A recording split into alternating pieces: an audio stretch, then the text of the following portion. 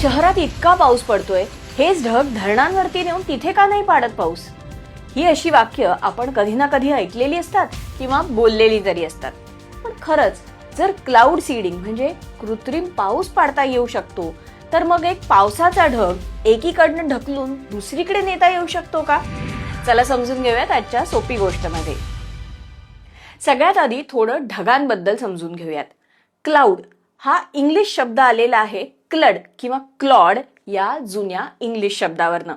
याचा अर्थ होतो गुठळी किंवा ढीग.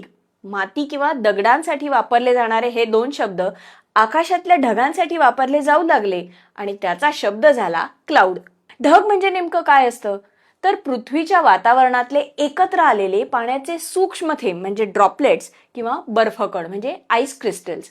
या ढगांचा आकारमान, आकार आणि रंग वेगवेगळा असतो. काही ढग विरळ पिंजून ठेवल्यासारखे वाटतात, तर काही अगदी घट्ट भासतात. पण मग काही ढग पांढरे का दिसतात?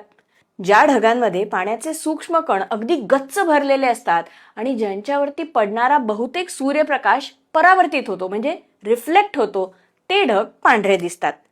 सूर्यप्रकाशातल्या सगळ्या वेव्हलेन्थ्स म्हणजे लहरी जेव्हा एकत्र मिसळतात तेव्हा आपल्या डोळ्यांना पांढरा रंग दिसतो.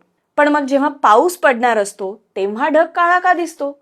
कारण त्यावेळी पाण्याच्या सूक्ष्म कणांमध्ये बाष्प म्हणजे वॉटर वेपर देखील असते.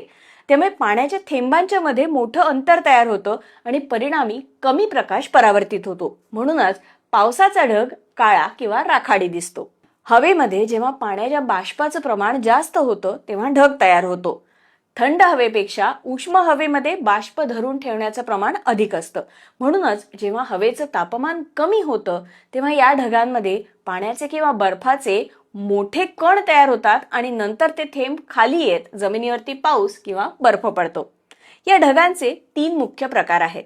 सिरस म्हणजे 20,000 फुटांपेक्षा अधिक उंचीवरती असणारे आणि बहुतांश बर्फ कण असणारे ढग. स्ट्रॅटस हे म्हणजे आकाशात दिसणारी ढगांची चादर जी एकसारखी असते.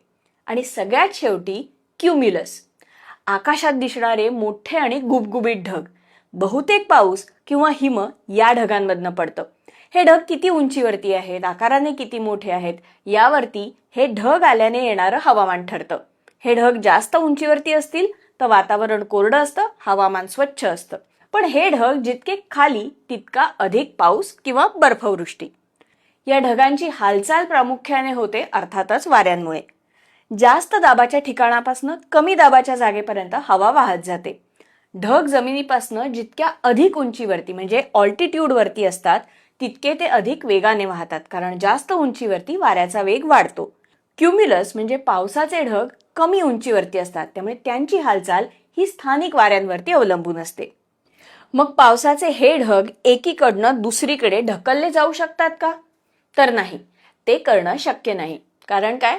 कारण आपल्याला ढग जरी हवेमध्ये तरंगणारे, भुसभुशीत, हलके फुलके वाटत असले तरी प्रत्यक्षात तसं नसतं. 1 किलोमीटर रुंद, 1 किलोमीटर लांब आणि 1 किलोमीटर उंची असणाऱ्या एका ढगामध्ये तब्बल 500 टन पाणी असू शकतं आणि म्हणूनच हा ढग वजनाला अजिबात हलका फुलका नसतो. एक ढग 5 लाख किलो वजनाचा असू शकतो, म्हणजे एका एअरबस 380 इतकं वजन किंवा मग 100 हत्तीन इतकं. मग हा ढग आकाशातनं खाली का पडत नाही? सोप्या शब्दात सांगायचं झालं तर या ढगाच्या खालच्या हवेचं वजन त्याच्यापेक्षाही जास्त असतं. हवेपेक्षा ढगाची घनता तुलनेने कमी असते, म्हणूनच ढग जास्त घनता असणाऱ्या कोरड्या हवेच्या वर तरंगतात. या ढगांचा आकारमान आणि वजन यामुळे ते एकीकडनं दुसरीकडे ढकलणं शक्य नाही, कारण ढग म्हणजे सॉलिड ऑब्जेक्ट, घन वस्तू नाहीयेत. ते सूक्ष्म जलकणांचे बनलेले असतात.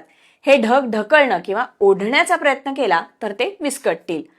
ढगांची हालचाल ज्या वाऱ्यांमुळे होते त्यावर माणसांचं नियंत्रण नाही आणि इतक्या मोठ्या ढगांना हलवू शकेल असा वारा आपण निर्माण करू शकत नाही, कारण त्यासाठी ज्या तीव्रतेची मशीन्स लागतील त्यांना प्रचंड मोठ्या प्रमाणात ऊर्जा वापरावी लागेल.